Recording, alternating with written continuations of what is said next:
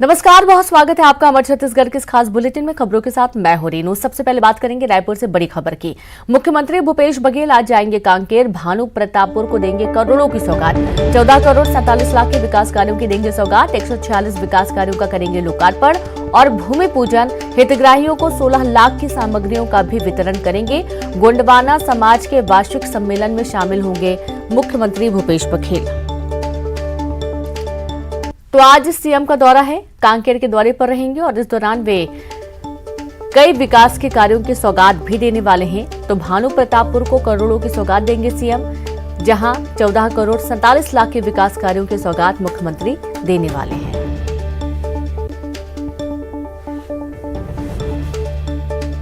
तो हितग्राहियों को 16 लाख की सामग्रियों का वितरण होगा। गोंडवाना समाज के वार्षिक सम्मेलन में भी शामिल होंगे सीएम।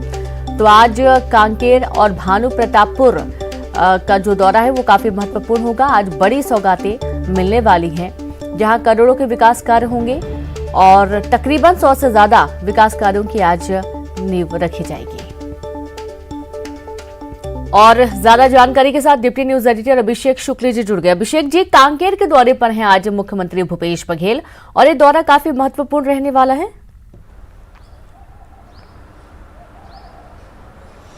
बिल्कुल, बहुत अहम दौरा है। देखिए, दौरा इसलिए भी अहम है क्योंकि इससे पहले मुख्यमंत्री चुनाव प्रचार के दौरान वहां पर गए थे। मुख्यमंत्री ने वहां के लोगों को विकास का वादा किया था कि अगर आप कांग्रेस को उपचुनाव में जिताते हैं तो बहुत सारे विकास कार्य किए जाएंगे। और मुख्यमंत्री आज न सिर्फ गोंडवाना समाज के जो कार्यक्रम है उसमें वहां पर शामिल होंगे, बल्कि कई सारे विकास कार्यों की सौगात भी भानु प्रतापपुर को देने वाले हैं।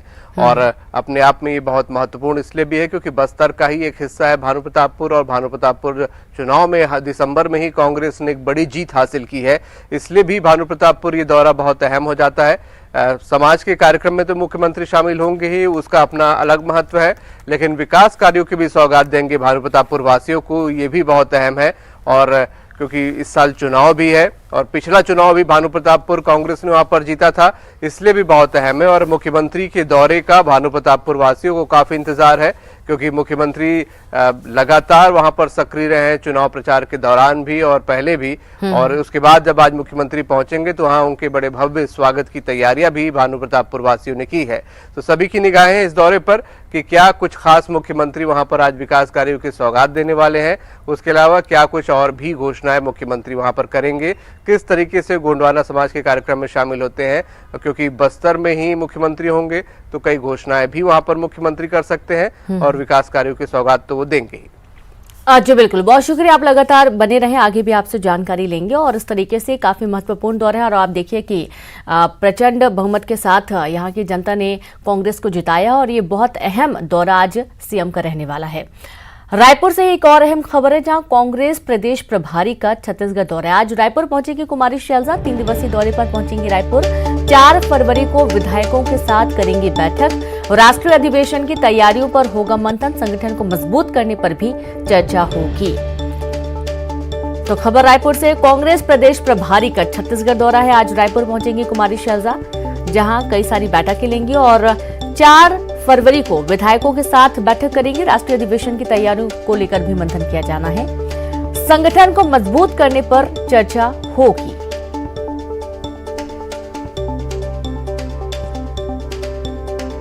तो कुमारी शैलजा आज रायपुर पहुंच जाएंगी और 3 दिवसीय उनका ये दौरा रहने वाला है। तो कई सारी बैठकें लेंगी। सबसे महत्वपूर्ण यही है कि संगठन को मजबूत कैसे किया जाए और साथ ही राष्ट्रीय अधिवेशन की तैयारियों को लेकर भी कुमारी शैलजा मंथन करेंगी।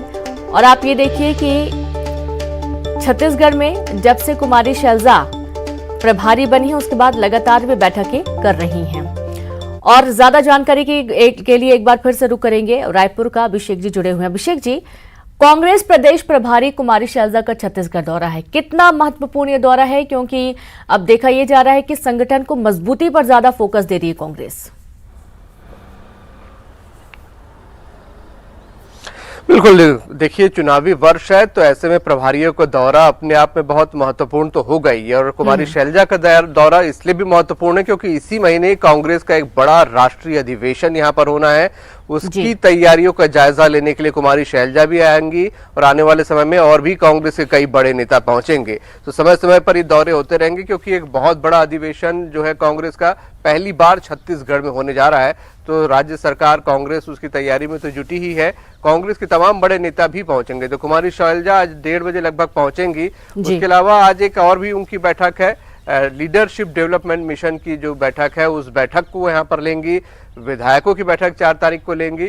उसके अलावा राष्ट्रीय अधिवेशन को लेकर तमाम जायजा लेंगी, किस तरीके से ये पूरा कार्यक्रम चल रहा है। संगठनात्मक बैठक तो होगी ही उनकी, क्योंकि चुनावी साल है। तो बैठकों का दौर लगातार श्वेता यहाँ पर चलने वाला है रीनू, और यही वजह है कि उनका दौरा अपने आप में बहुत महत्वपूर्ण है।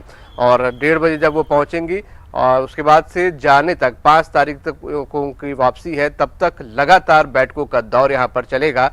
और बहुत सारी चीजें हैं जो संगठन स्तर पर भी डिस्कस होंगी और अधिवेशन को लेकर भी यहाँ पर चर्चा होगी।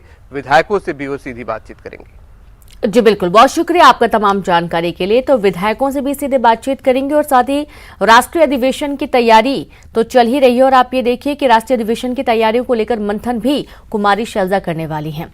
अगली बड़ी खबर का रुख करेंगे, बात करेंगे बिलासपुर से अहम खबर की, जहां क्रेन ने स्कॉर्पियो को मारी टक्कर। हादसे में स्कॉर्पियो के उड़े परखच्चे, पुलिसकर्मी सहित 2 लोग घायल हुए हैं।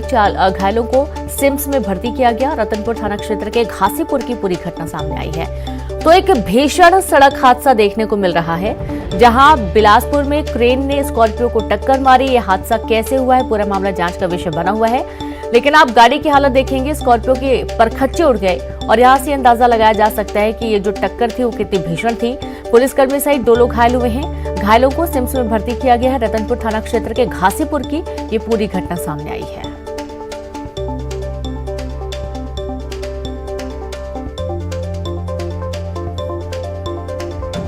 तो क्रेन ने स्कॉर्पियो को टक्कर मारी और टक्कर इतनी जोरदार थी कि हादसे में स्कॉर्पियो के परखच्चे उड़ गए।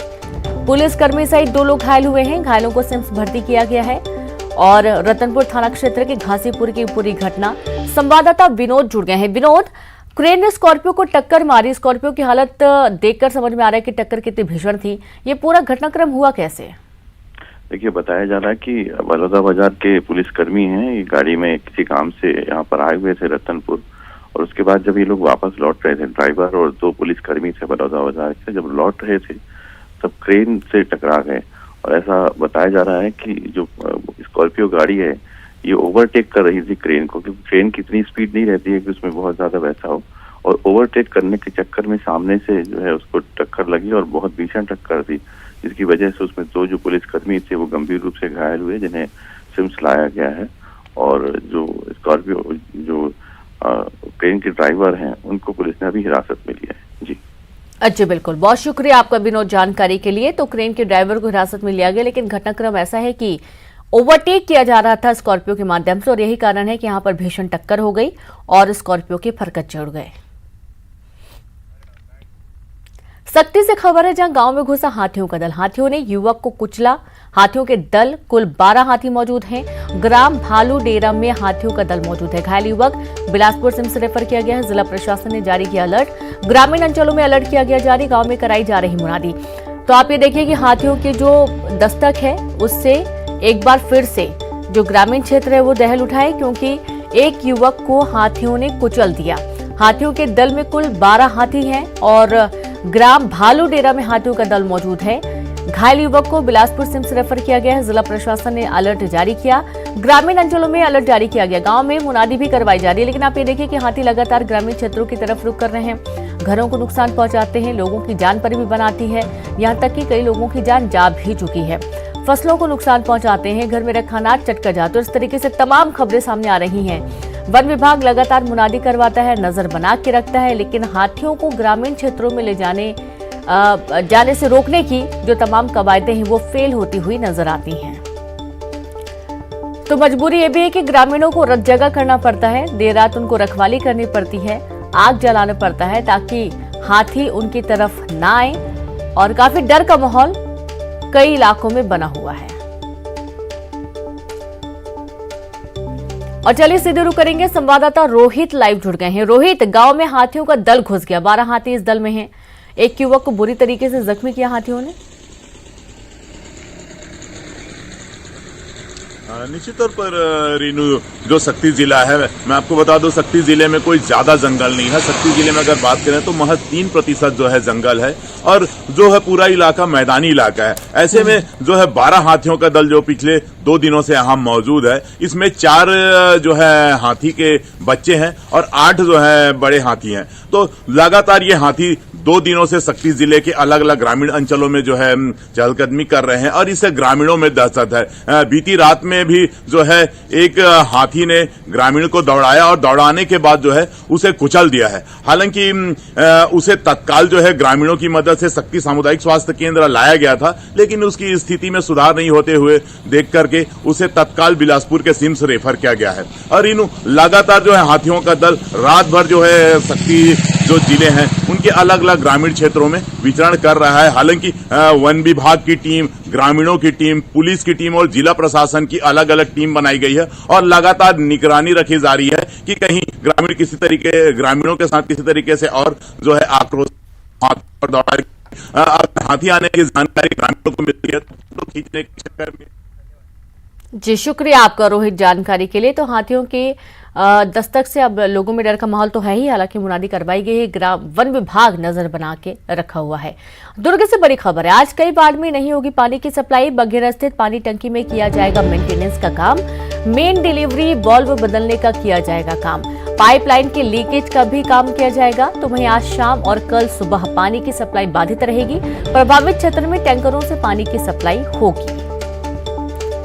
तो एक बार फिर से पानी की सप्लाई प्रभावित होने वाली है, कारण वही है कि मेंटेनेंस का काम होना है। बघेरा स्थित पानी की टंकी में किया जाएगा मेंटेनेंस का काम, मेन डिलीवरी वाल्व बदलने का किया जाएगा काम, पाइपलाइन के लीकेज का भी काम होगा, मरम्मत होगी। और जैसा कि आपको मालूम है कि लगातार ऐसी खबरें आ रही थी कि बदबूदार पानी आता है, गंदा पानी लोगों के घरों तक पहुंचता है और यही कारण है कि इस मरम्मत की सख्त जरूरत है। अब दूसरी बात यह भी है कि लगातार दुर्ग में देखा जाता है कि पानी की सप्लाई आए दिन बाधित की जाती है, कारण वही होता है कि मरम्मत किया जाना है और उसके बावजूद पानी की सप्लाई जो पानी सप्लाई होता है वो अच्छा नहीं होता है। और आज शाम और कल सुबह पानी की सप्लाई बाधित हो रहेगी, प्रभावित क्षेत्र में टैंकरों से पानी की सप्लाई की जाएगी। जहां पर आपको पानी की जरूरत पड़े वहां पर आप निगम के माध्यम से पानी पा सकते हैं। तो टैंकरों के माध्यम से घरों घरों तक पानी पहुंचाया जाना है। बड़ी खबर है दुर्ग से, कई वार्डों में पानी की सप्लाई प्रभावित रहने वाली है। तो बघेरा स्थित पानी टंकी में किया जाएगा मेंटेनेंस का काम, मेन डिलीवरी वाल्व बदलने का किया जाएगा काम। संवाददाता मिथिलेश जुड़ गए हैं। मिथिलेश, कई सारी शिकायतों के बाद अब देखा जा रहा है कि जो लीकेज की समस्या है उसकी भी मरम्मत होना है और साथ ही वाल्व बदलने का काम किया जाना है। पानी की सप्लाई एक बार फिर से प्रभावित रहने वाली है।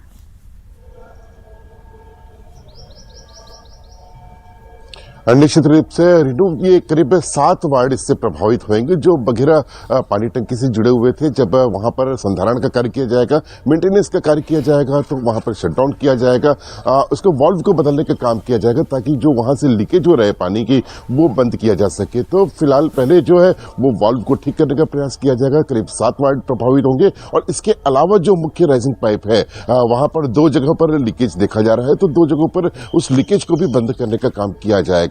तो आज सुबह जो पानी है, अभी थोड़ी देर बाद पानी दिया जाएगा, उसके बाद में यहाँ पर शटडाउन किया जाएगा जिससे लोगों के घरों तक पानी पहुंचना बंद हो जाएगा। तो आज शाम को और कल सुबह जो है लोगों तक पानी नहीं पहुंच पाएगा, हजारों लोग इससे प्रभावित होंगे। निगम का यह दावा है कि जो प्रभावित वाले क्षेत्र हैं वहां पर टैंकरों के माध्यम से पानी की सप्लाई की जाएगी। और साथ ही उन्होंने ये भी अपील की है कि जो प्रभावित वाले क्षेत्र हैं वहां के लोग जो है पानी को संजो कर रखें, बचा कर रखें ताकि उनको परेशानी का सामना न करना पड़े। तो देखने वाली बात यह होगी रेनू की जिस तरह से निगम प्रशासन बार बार ये दावा करता है कि पानी की।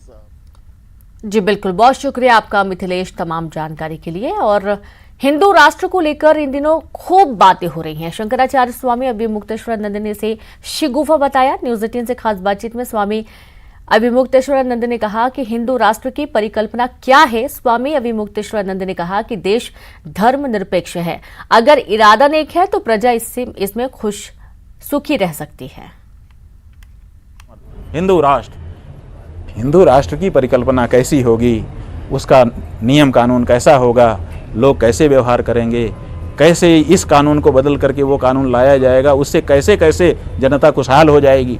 कोई योजना है किसी के पास? जितने लोग हिंदू राष्ट्र बोल रहे हैं, कभी किसी ने कोई छोटी सी बुकलेट भी निकाली है इस बारे में? कोई चिंतन ही नहीं है। बस केवल हा हा हा हा हिंदू राष्ट्र का एक नारा, शिगुफा छोड़े हुए हैं। तो हमारा ये कहना है कि शिगुफे से कुछ नहीं होगा। हिंदू राष्ट्र बनाना है, अच्छी बात। देखिए, सच बात यह है कि अगर आपका इरादा नेक है तो जो है सब में अच्छा हो सकता है।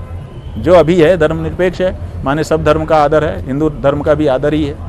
अगर नेक इरादा है तो इसमें भी प्रजा सुखी हो सकती है, और नेक इरादा नहीं है तो आप कोई भी नाम दे दो, बात वही रहेगी। तो स्वामी अवधेश शंकराचार्य का बेबाक इंटरव्यू देखिए 9:25 पर।